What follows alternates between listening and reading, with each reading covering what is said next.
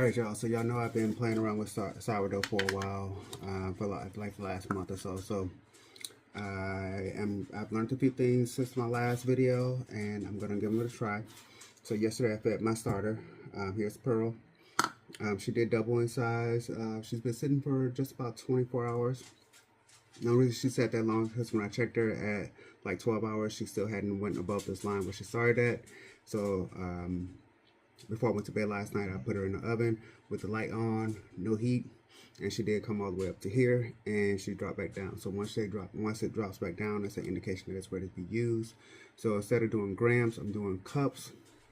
So we're gonna do 1 cup of starter, so 1 cup of water to 3 cups of flour. This is the recipe that I saw on my Facebook page versus the grams recipe I've been using. And this dough is very active. I said dough, I meant starter. It's very active. You guys can see all the bubbles that's in it. That's an indication that it's very active. So in my mixer, and I'm doing it with the stand mixer just so to make sure the flour is fully incorporated. So I got 1 cup of starter. There's 1 cup of water. And then we're going to do a teaspoon of sea salt. This is a ½ teaspoon measuring spoon. So I'm going to do 2 of these.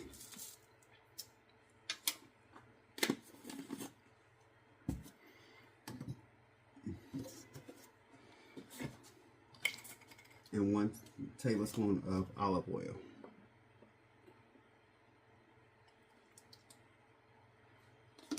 I'm just going to give that a mix.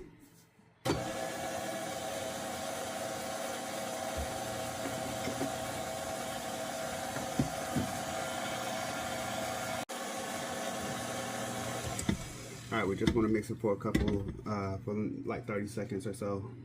Don't have to be fully incorporated, just mix well enough to kind of break up that starter a little bit. And then I'm using bread flour. If you bake a lot, one thing I recently discovered that flour is much cheaper if you buy it in bulk. So I got a 25-pound bag of flour, bread flour, a 25-pound bag of bread flour, and a 25-pound bag of all-purpose flour for each less than $9 from Sam's Club. So I recommend going that route. And then sugar, a 25-pound bag of sugar was $20, which if you ask me is still cheaper than getting it from your local grocery store.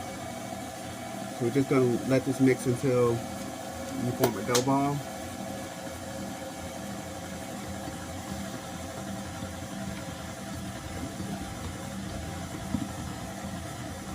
And you can use more water if needed, just enough to bring the ball together.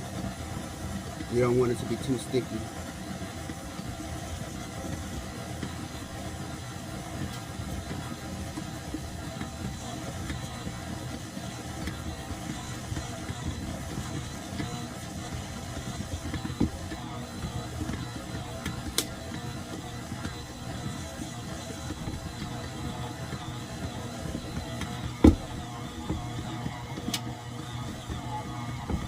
You know the ball is fully together when it brings all the flour and dough from the sides of the bowl.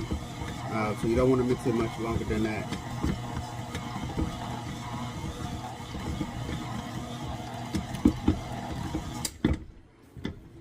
Alright. So once you have your dough ball, you just want to put it in another bowl and cover it and let it sit in a warm place for about a ½ hour to an hour before you start to mess around with it.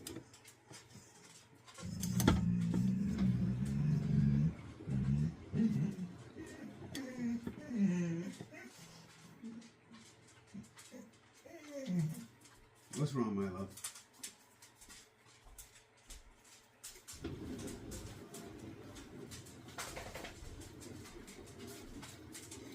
All right, we're gonna cover this up, and I'll be back in an hour to check on it. See me better. All right, so it's been about an hour. So at this point, what we're gonna do is do what's called stretch and folds. First, we're gonna do wet our hands.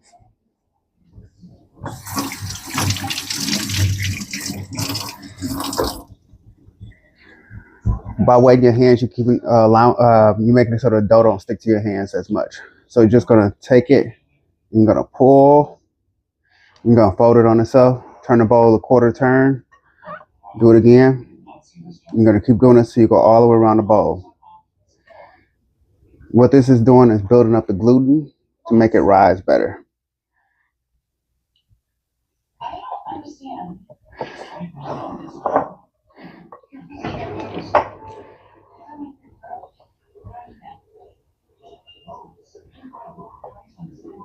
All right.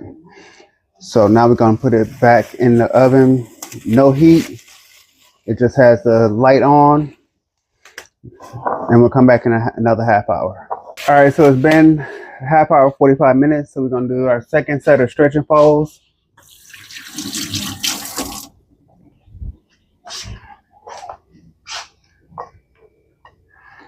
Again, you just grab one side, pull it, fold it on itself, turn the bowl quarter of the way, and go all the way around the bowl. And you're doing this to build the gluten.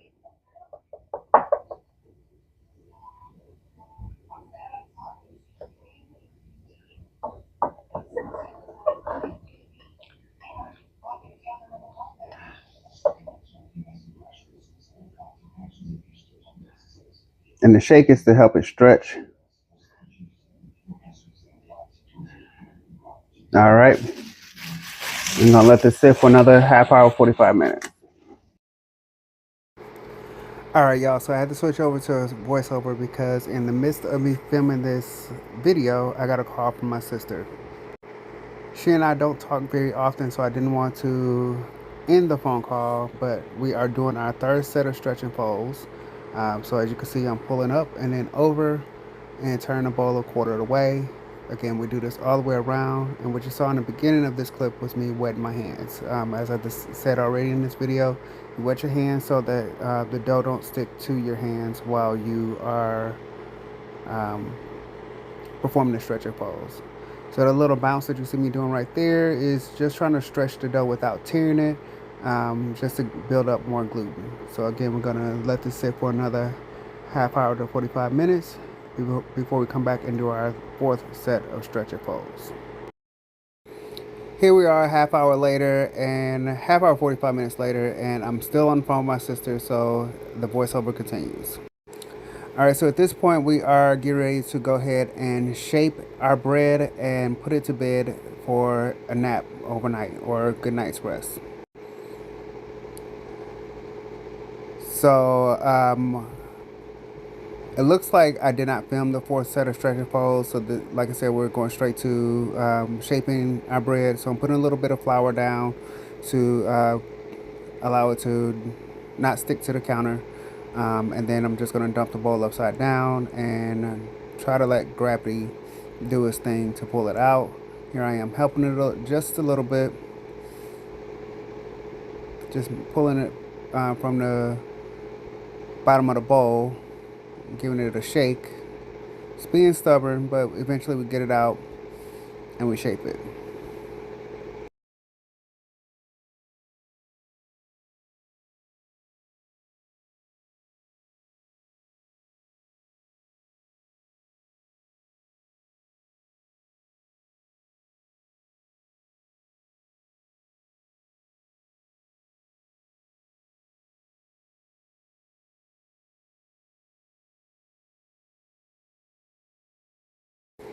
This dough was being very stubborn, so as you can see, I pretty much had to help it out of the bowl. Normally it just falls out, but there we go, got it out. So now we're going to move on with the shaping.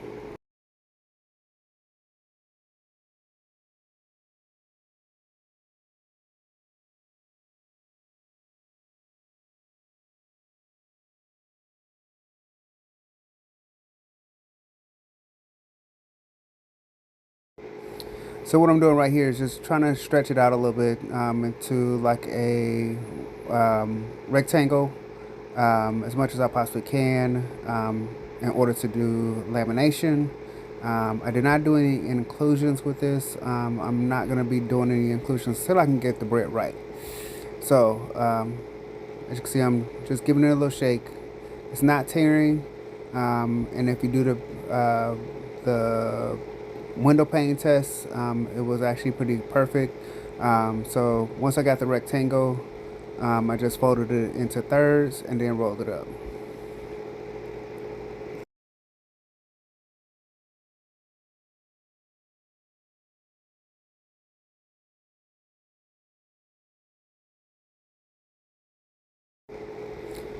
All right, so you see I'm just kind of moving it around, trying to make sure all the sides are closed and give it some shape.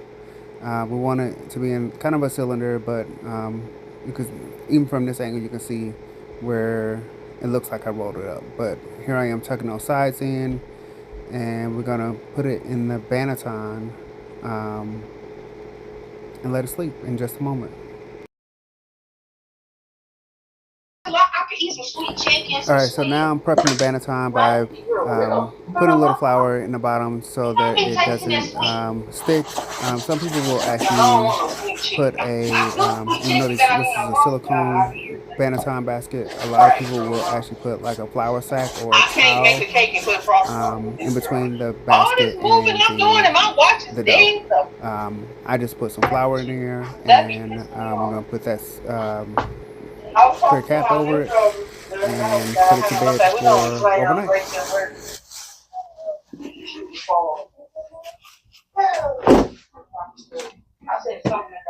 All right, y'all. So it's the next day. So we're gonna go ahead and bake our bread. It's been cold fermenting for about 15 hours. 1, 2, 3, 4, 5, 6, 7, 8, 9. Actually 20 hours.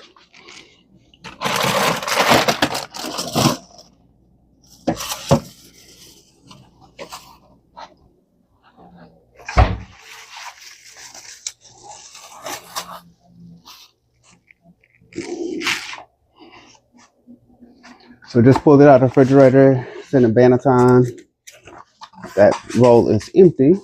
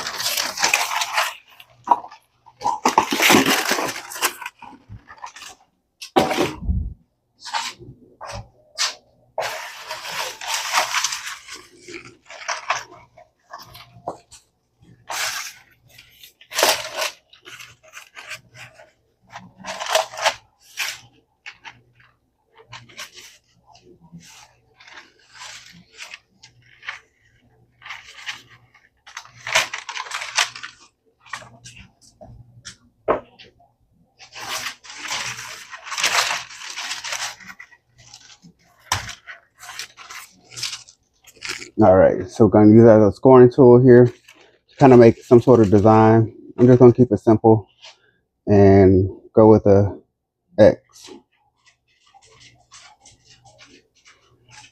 And this is just to allow the bread to expand as it bakes.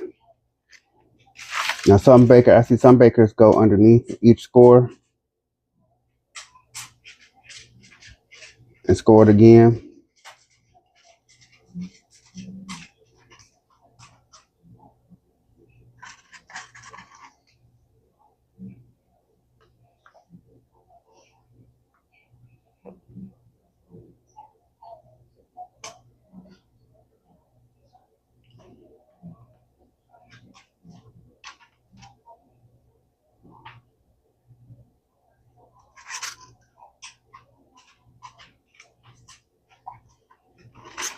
All right, so we're gonna do what's called open bake with this one.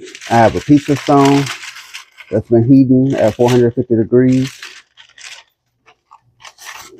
We're gonna bake this on the pizza stone.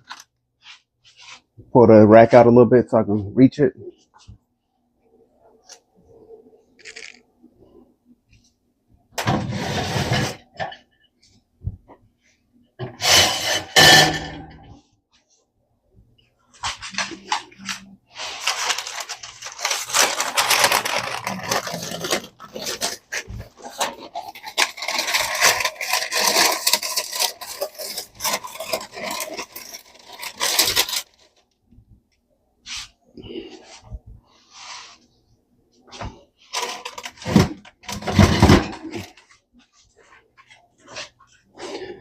And because we're doing an open bake, I'm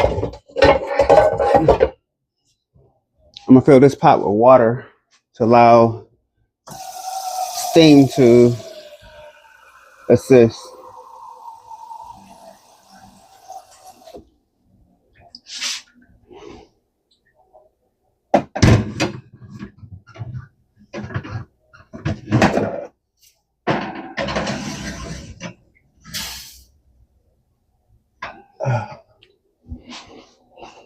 And there we have it. Be back in 20 minutes. All right, so it's been 20 minutes. This is how our open bake loaf is looking so far. So it got about another 40 minutes to go before we can see the final results. All right, y'all, so it's been 40 minutes. This is the loaf I did for my TikTok video. It turned out the way it's supposed to. So now we're gonna pull out the loaf I did for you guys.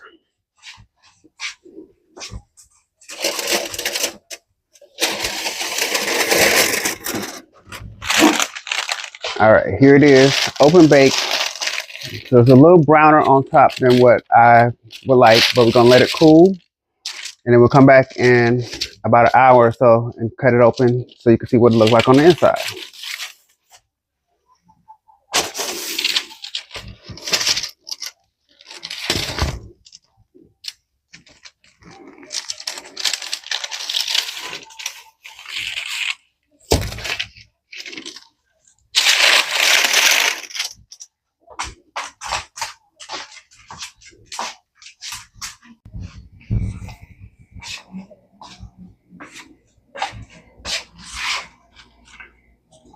All right, so I just cut it into the loaf that I made for my TikTok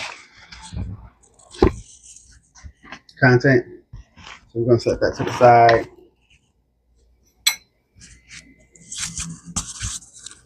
I'm just talking to the microphone that's in my hand. This is the open bake loaf that I made for you guys.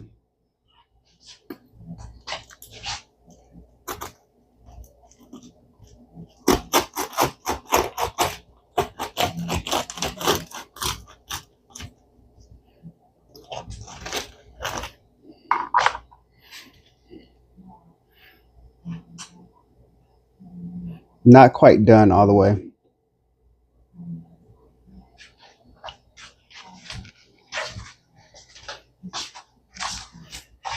So that's the crumb on the inside, and you can see down here at the bottom, it didn't cook all the way through.